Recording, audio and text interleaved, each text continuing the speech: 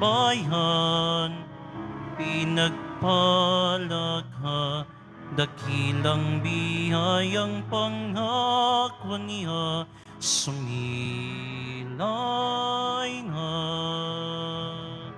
Sinauna mong hangarin, ang taong ay tubasin, upang siya ay makapiling, mapag-irog na Diyos natin. Bayan, magsiawit na bayan, pinagpala ka, dakilang biyayang pangako niya, sumilay na. Dakilang biyayang pangako niya, sumilay na.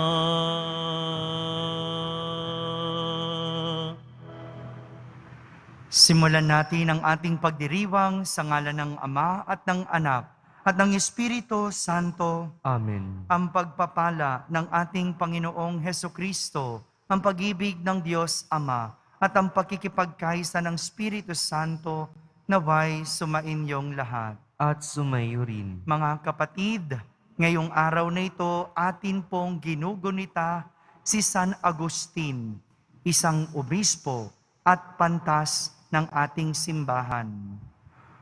Upang tayo'y maging marapat gumanap sa banal na pagdiriwang, aminin muna natin at pagsisihan ang ating mga kasalanan.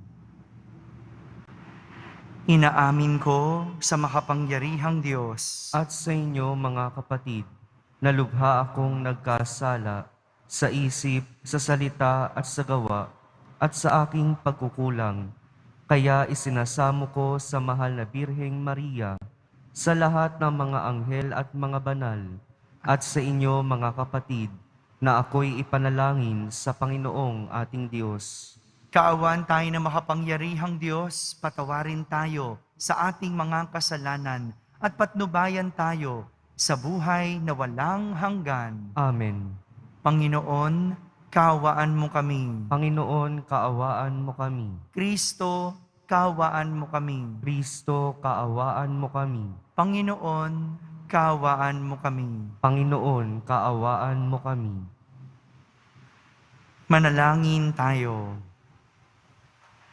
Ama naming mapagmahal, ipagkaloob mo sa iyong sambayanan ang panibagong bugso ng Espiritu na pumuspos kay San Agustin. Malubos nawa sa amin ang pananahan ng Espiritu upang ikaw na batis ng karunungan ay magbunsod ng aming pananabik at ikaw na bukal ng buhay ay aming masaliksik. Sa pamamagitan ni Jesucristo, kasama ng Espiritu Santo, magpa sa walang hanggan. Amen. Pagbasa mula sa unang sulat ni Apostol San Pablo sa mga taga-Tesalonica. Mga kapatid, hindi na kailangang paalalahanan pa kayo tungkol sa pag-ibig na dapat iukol sa mga kapatid sa pananampalataya. Yamang itinuro na sa inyo ng Diyos kung paano kayo mag-iibigan. At ito nga ang ginagawa ninyo sa mga kapatid sa Macedonia. Gayunman, ipinakikiusap pa rin namin sa inyo, mga kapatid, na pag-ibayuhin ninyo ang inyong pag-ibig. Pagsikapan ninyong mamuhay ng tahimik. Ang inyong harapin ay ang sarili ninyong gawain. Magpagal kayo para sa inyong ikabubuhay, tulad ng sinabi namin sa inyo. Ang salita ng Diyos. Salamat sa Diyos. Poong hukom ay darating, taglay katarungan natin. Poong hukom ay darating, taglay ang katarungan natin. Umawit ng bagong awit at sa poon ay alay. pagkat yaong ginawa niya ay kahanga-hangang tunay. Sa sariling lakas niya at taglay na kabanalan, walang hirap na natamo, yaong hangad na tagumpay. Poong hukom ay darating, taglay ang katarungan natin. Umingay ka karagatan at lahat ng lumalangoy, umawit ang daigdigan at lahat ng naroroon. Umugong sa palakpakan, pati yoong kalaliman, umawit ding nagagalak ang lahat ng kabundukan. Poong hukom ay darating, taglay ang katarungan natin. Pagkat siya'y dumarating, maghahari sa daigdig, taglay niya'y katarungan at paghatol na matuwid.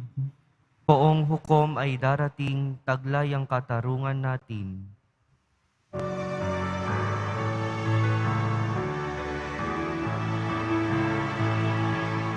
Alleluia, Alleluia,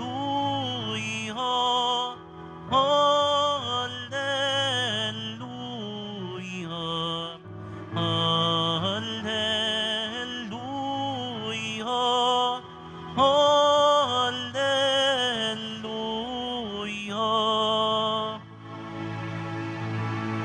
Bagong utos ani Kristo, mag-ibigan sana kayo, katulad ng pag-ibig ko. Alleluia, Alleluia, Alleluia, Alleluia.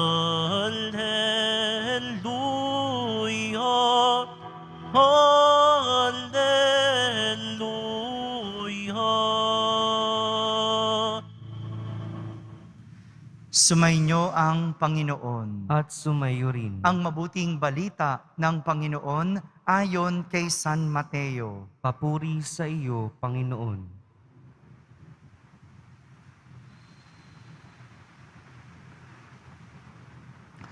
Noong panahong iyon, sinabi ni Jesus sa kanyang mga alagad ang talinhagang ito. Ang paghahari ng Diyos ay maitutulad dito. May isang taong maglalakbay, kaya tinawag niya ang kanyang mga alipin at ipinagkatiwala sa kanila ang kanyang ari-arian. Binigyan niya ng salapi ang bawat isa ayon sa kanya-kanyang kakayahan. Binigyan niya ang isa ng 5,000 piso. Ang isa naman ay 2,000 piso. At ang isa pa'y 1,000 piso. Pagkatapos, siya'y umalis. Humayo agad ang tumanggap ng 5,000 piso at ipinangakal iyon. At nagtubo siya ng 5,000 piso. Gayon din naman ang tumanggap ng 2,000 piso ay nagtubo ng 2,000 piso.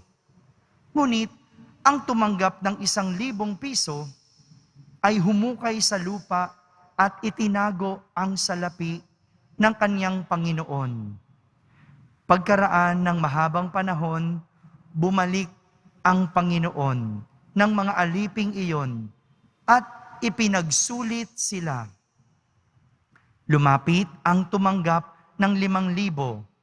Wika niya, Panginoon, heto po ang 5,000 na bigay ninyo sa akin. Heto pa po ang 5,000 na tinubo ko. Sinabi sa kanya ng Panginoon, magaling, tapat at mabuting alipin. Yamang naging tapat ka sa kaunting halaga, pamamahalain kita sa malaking halaga. Makihati ka sa aking kagalakan. Lumapit din ang tumanggap ng 2,000. At ang sabi, Panginoon, heto po ang ibinigay ninyong 2,000. Heto naman po ang 2,000 piso na tinubo ko. Sinabi sa kanya ng Panginoon, "Magaling, tapat at mabuting alipin. Naging tapat ka sa kakaunting halaga, kaya pamamahalain kita sa malaking halaga. Makihati ka sa aking kagalakan." At lumapit naman ang tumanggap ng 1,000 piso. "Alam ko pong kayo'y mahigpit," aniya. "Gumagapas kayo sa hindi ninyo tinamnan at nagaani sa hindi ninyo hinasikan. Natakot po ako, kaya't ibinaon ko sa lupa ang inyong salapi. Heto na po ang 1,000 ninyo. Masama at tamad na alipin," tugon ng kanyang Panginoon. "Alam mo palang gumagapas ako sa hindi ko tinamnan at nagaani sa hindi ko hinasikan. Bakit hindi mo iyan inilagak sa bangko? Di sana'y may nakuha akong tubo ngayon. Kunin ninyo sa kanya ang 1,000 piso at ibigay sa may 10,000, sapagkat ang mayroon ay bibigyan pa at mananagana, ngunit ang wala, kahit ang kakaunting nasa kanya, ay kukunin pa. Itapon ninyo sa kadiliman sa labas ang aliping walang kabuluhan. Dooy tatangis siya at mangangalit ang kanyang ngipin." Mga kapatid, ang mabuting balita ng Panginoon. Pinupuri ka namin, Panginoong Heso Kristo. Magandang araw po sa inyong lahat. Isang realidad ang nais ipakita sa atin ng talinhagang ibinahagi ni Jesus sa kanyang mga alagad tungkol sa paghahari ng Diyos. Na sa huli ng ating mga buhay, mayroong pagsusulit. Sa huli ng ating mga buhay, mayroong pagsusulit. Narinig naman natin sa talinhaga na mayroong 3 alipin na pinagkatiwalaan ng kanilang amo. Isa, binigyan ng 5,000. Isa naman, 2,000. At ang huli, 1,000. Umalis ang amo at pagbalik, sila ay sinulit. Yung una at pangalawa na binigyan niya ng salapi, na doble. Yung pinagkatiwalaan niya ng 5,000 at 2,000, tumubo ng doble. Samantalang ang huli, sa takot na baka malugi, ay ibinaon sa lupa ang pera at ibinalik sa kanyang amo. Sa galit ng amo, pinakuha sa kanya ang pera at ipinamigay doon sa nauna, at siya ay pinarusahan. Dahil inihahambing ito ni Jesus sa paghahari ng Diyos, ganito rin ang mangyayari sa mga pinagkatiwalaan at biniyayaan. Pero sa mga hindi nagsikap lumago, parurusahan. Sa mga lumago at tumubo, mas pagyayamanin. Hindi ba parang ganito rin ang eksena sa eskwelahan? Sa ating eskwelahan, tinuturuan tayo ng ating guro. Lahat magkakaroon ng karunungan. Lahat tuturuan. Pero sa huli ng semestre, mayroong pagsusulit. Hindi matatapos ang taon o hindi matatapos ang semestre nang walang pagsusulit. Dahil sa pagsusulit, titignan kung sino ang natuto, kung sino ang nag-aral, at kung sino ang lumago. Sa pagsusulit, magkakasubukan.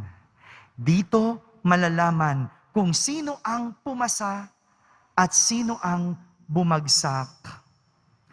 Ang mga pumasa, makakalampas ng baitang. Pero ang mga bumagsak, parurusahan ng mga magulang. Hindi mga teacher, kundi mga magulang.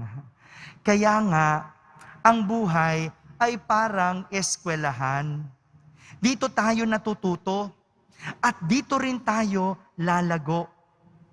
Hindi sinasabing bawal magkamali dahil pwede. Pwedeng magkamali at pwedeng bumagsak. Pero, tandaan, bago dumating ang katapusan, kailangan makabawi. Dahil sa huli, laging mayroong pagsusulit. Ngayong araw na ito, atin pong ginugunita si San Agustin. Si San Agustin ay anak ni Santa Monica. Si Santa Monica yung ating pinagdiwang kahapon. Si San Agustin, bago naging pari at obispo, namuhay ng makamundo. Kahit anong isipin mong kasalanan ng mundo, nagawa na ni San Agustin. Ganon ang naging buhay ni San Agustin, na kung tutuusin, bagsak. Kung tutuusin, hindi papasa. Pero sa tulong ng kanyang ina na si Santa Monica, pinagdasal ang kanyang anak para magbago. Sa loob ng 15 taon ng masidhing pagdadasal at pananampalataya ni Santa Monica, si San Agustin ay nagbago. Iniwan niya ang dating buhay, iniwan niya ang pagkamakasalanan. Naging pari, naging obispo, at sa huli ng pagsusulit, naging santo. Ganito rin sa ating buhay. Kung ang buhay ay parang eskwelahan, hindi sinasabing bawal magkamali, hindi sinasabing bawal ang bumagsak. Pwede dahil ito ang magtuturo sa atin ng aral. Pero sa bawat pagbagsak, sa bawat pagkakamali, kailangan bumawi bago mahuli. Dahil tandaan, merong pagsusulit sa huli. Pwedeng sa ating buhay, mayroong mga Santa Monica na tutulong sa atin para makabawi, para pumasa sa mga pagsusulit. Pero tandaan,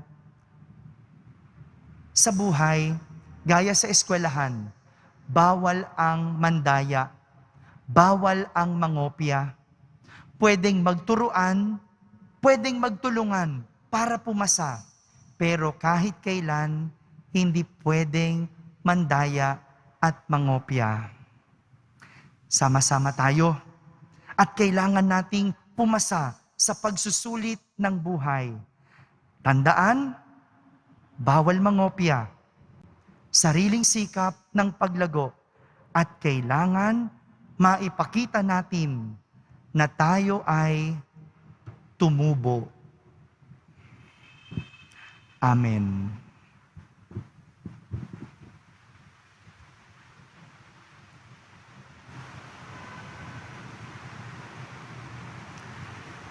Minamahal kong mga kapatid, sa ating pagharap sa luklukan ng paghatol ng Diyos, isusulit natin ang wastong paggamit o pagwawaldas ng mga biyayang ipinagkatiwala sa atin. Sa panalangin, hilingin natin ang tulong ng ating tagapaglikha at ating sambitin. Panatilihin mong nag-aalab ang aming buhay para sa iyo, O Panginoon. Panatilihin mong nag-aalab ang aming buhay para sa iyo, O Panginoon. Ang marami at iba't ibang biyaya ng kanyang mga kasapi, naway mapakinabangan ng simbahan, manalangin tayo. Panatilihin mong nag-aalab ang aming buhay para sa iyo, O Panginoon. Ang mga opisyal ng gobyerno, naway igalang ang plano ng Diyos sa pamamagitan ng pagtatanggol at pagtataguyod sa kahalagahan ng sangnilikha. Manalangin tayo. Panatilihin mong nag-aalab ang aming buhay para sa iyo, O Panginoon. Ang lahat ng tao naway magsalo-salo sa biyaya ng lupa at makiisa ang bawat tao sa pagkakaroon ng makatao at mayamang kaunlaran sa ating bansa. Manalangin tayo. Panatilihin mong nag-aalab ang aming buhay para sa iyo, O Panginoon. Ang mga doktor, mga nurse at yaong mga nasa pangangalaga ng kalusugan, naway gamitin ang likas na biyayang bigay sa kanila upang dalhin ang pag-ibig at habag ni Kristo sa mga dukha, nalulumbay, may sakit at mga bilanggo. Manalangin tayo. Panatilihin mong nag-aalab ang aming buhay para sa iyo, O Panginoon. Sa ating mga mahal na yumaong kamag-anak at kaibigan, naway ipagkaloob ang walang hanggang kapahingahan. Manalangin tayo. Panatilihin mong nag-aalab ang aming buhay para sa iyo, O Panginoon. Sa katahimikan, ating ilapit sa Diyos ang ating mga pansariling kahilingan.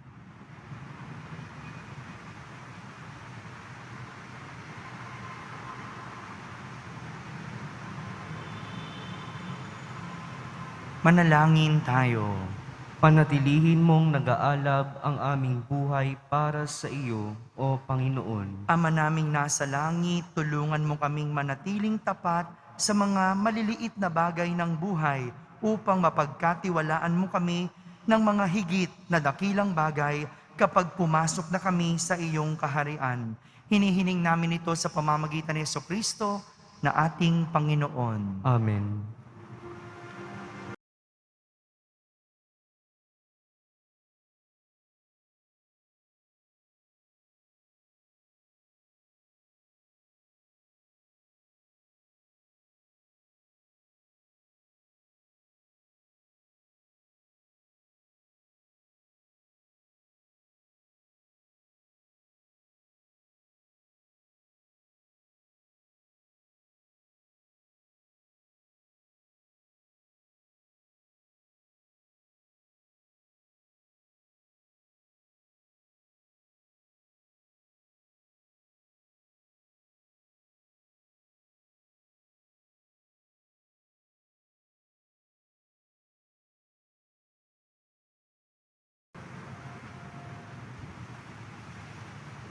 Manalangin kayo mga kapatid upang ang paghahain natin ay kalugdan ng Diyos amang makapangyarihan. Tanggapin nawa ng Panginoon itong paghahain sa iyong mga kamay, sa kapurihan niya at karangalan, sa ating kapakinabangan at sa buong sambayanan niyang banal. Ama naming lumikha, sa pagdiriwang namin sa pagtubos ng iyong anak sa amin, maihain nawa ngayong ginugunita si San Agustin, ang pakikinabang sa matapat na pagsasama sa panandang ito ng pag-ibig at pagkakaisa. Sa pamamagitan ni Jesucristo, kasama ng Espiritu Santo, magpa sa walang hanggan. Amen. Sumainyo ang Panginoon. At sumayo rin. Itaas sa Diyos ang inyong puso at diwa. Itinaas na namin sa Panginoon. Pasalamatan natin ang Panginoong ating Diyos. Marapat na siya ay pasalamatan. Ama naming makapangyarihan, tunay ngang marapat na ikaw ay aming pasalamatan sa pamamagitan ni Jesucristo na aming Panginoon. Ngayong si San Agustin ay pinararangalan sa pamumuhay niyang totoong uliran at pagiging maaasahan sa panunungkulan. Kaya't si Jesucristo na maaasahan sa katapatan ay inihayag sa pangangasiwa sa sambayanan. Ang malasakit na mga ulirang tagapangasiwa noon ay nagpapatuloy magpahanggang ngayon. Sa mga panalangin kanilang iniuukol, kaisa ng sambayanan mong dito ay nagtitipon. Kaya kaysa ng mga anghel na nagsisiawit ng papuri sa iyo ng walang humpay sa kalangitan, kami nagbubunyi sa iyong kadakilaan. Santo, Santo, Santo, Panginoong Diyos ng mga hukbo, napupuno ang langit at lupa ng kadakilaan mo, o sana sa kaitaasan. Pinagpala ang naparirito sa ngalan ng Panginoon, o sana sa kaitaasan. Ama naming banal, ikaw ang bukal ng tanang kabanalan. Kaya't sa pamagitan ng iyong Espiritu ay gawin mong banal ang mga kaloob na ito upang para sa amin ay maging katawan at dugo ng aming Panginoong Heso Kristo. Bago niya pinagtiis ang kusang loob na maging handog, hinawakan niyang tinapay, pinasalamatan kanya, pinaghati-hati niya iyon, iniyabot sa kanyang mga alagad at sinabi, "Tanggapin ninyong lahat ito at kanin. Ito ang aking katawan na inihahandog para sa inyo."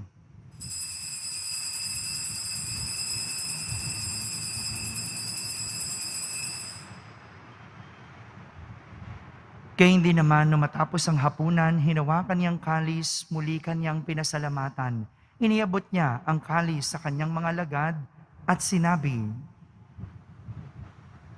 "Tanggapin ninyong lahat ito at inumin. Ito ang kalis ng aking dugo, ng bago at walang hanggang tipan. Ang aking dugo ay bubuhos para sa inyo at para sa lahat sa ikapagpapatawad ng mga kasalanan. Gawin ninyo ito sa pag-alaala sa akin."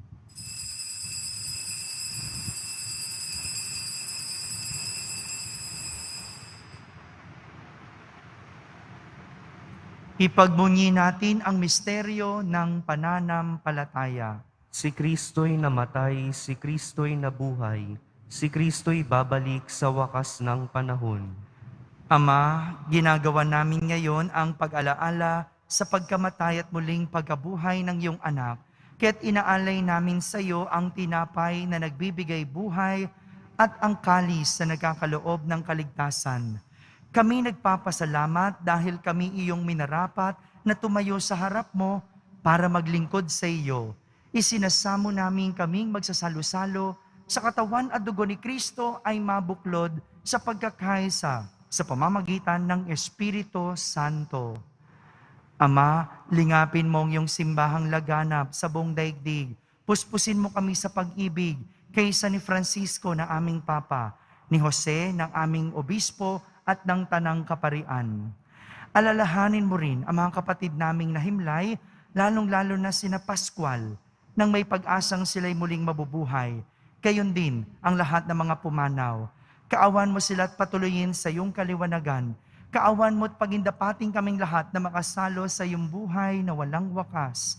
Kaisa na mahal na Birheng Maria na Ina ng Diyos, ng kabiyak ng puso niyang si San Jose, kaysa ng mga apostol, ni San Agustin at ng lahat ng mga banal na namuhay dito sa daigdig ng kalugod-lugod sa iyo.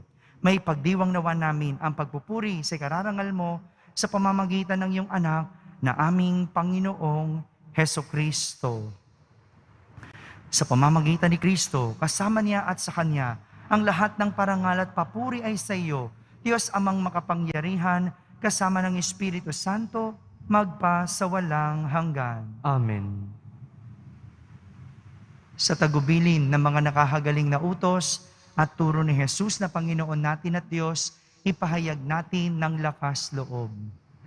Ama namin, sumasalangit ka, Sambahin ang ngalan mo, mapasa amin ang kaharian mo, sundin ang loob mo dito sa lupa para ng sa langit. Bigyan mo kami ngayon ng aming kakanin sa araw-araw at patawarin mo kami sa aming mga sala para ng pagpapatawad namin sa nagkakasala sa amin. At huwag mo kaming ipahintulot sa tukso at adya mo kami sa lahat ng masama. hinihiling namin kami iadya sa lahat na masama, pagkalooban ng kapayapaan araw-araw, iligtas sa kasalanan at ilayo sa lahat ng kapahamakan, samantalang aming pinananabikan ang dakilang araw ng pagpapahayag ng tagapagligtas naming si Heso Kristo. Sapagkat iyo ang kaharian at ang kapangyarihan at ang kapurihan magpakailanman. Amen. Panginoong Heso Kristo, sinabi mo sa iyong mga apostol, kapayapaan ang iniiwan ko sa inyo, ang aking kapayapaan ang ibinibigay ko sa inyo. Tunghayan mo ang aming pananampalataya at huwag ang aming pagkakasala. Pagkalooban mo kami ng kapayapaan at pagkakaisa ayon sa iyong kalooban, kasama ng Espiritu Santo, magpa sa walang hanggan. Amen. Ang kapayapaan ng Panginoon ay laging sumainyo. at sumayo rin. Magbigayin kayo ng kapayapaan sa isa't isa. Kapayapaan po para sa lahat. Kordero ng Diyos na nag-aalis ng mga kasalanan ng sanlibutan, maawa ka sa amin. Kordero ng Diyos na nag-aalis ng mga kasalanan ng sanlibutan, maawa ka sa amin. Kordero ng Diyos na nag-aalis ng mga kasalanan ng sanlibutan, ipagkaloob mo sa amin ang kapayapaan.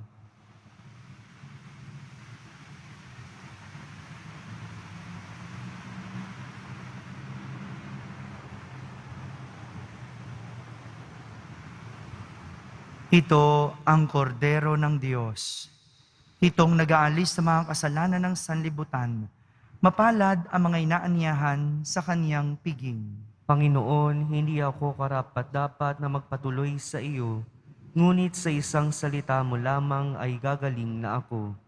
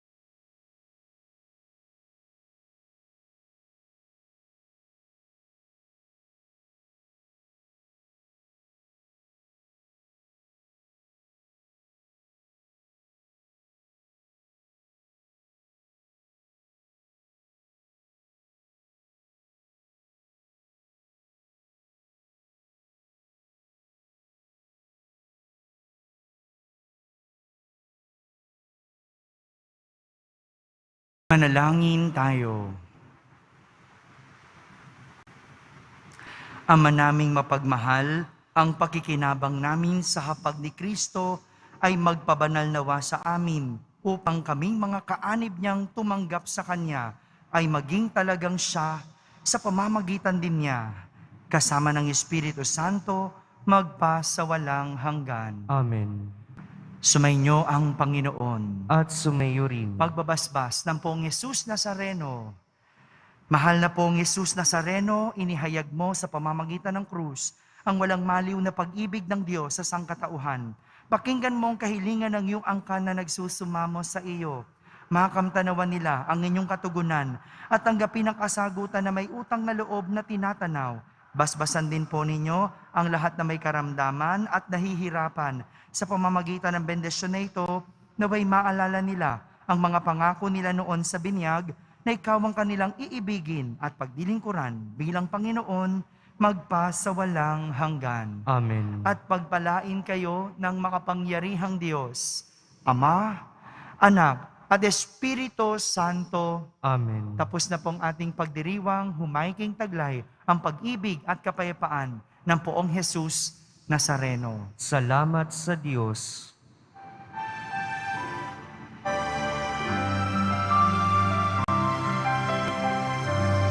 Nuestro Padre Jesus Nazareno, sinasamba ka namin.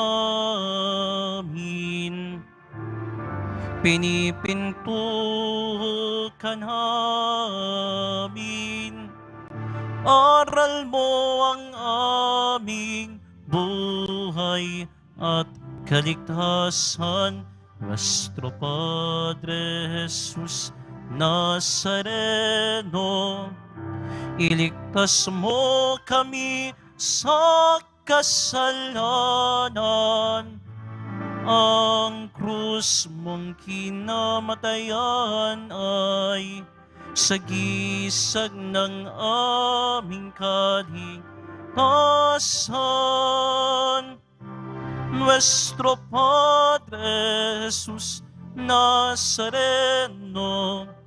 dinarangal ka namin. Nuestro Padre Jesus Nazareno, nilulwalhati ka namin. Nuestro Padre Jesus Nazareno,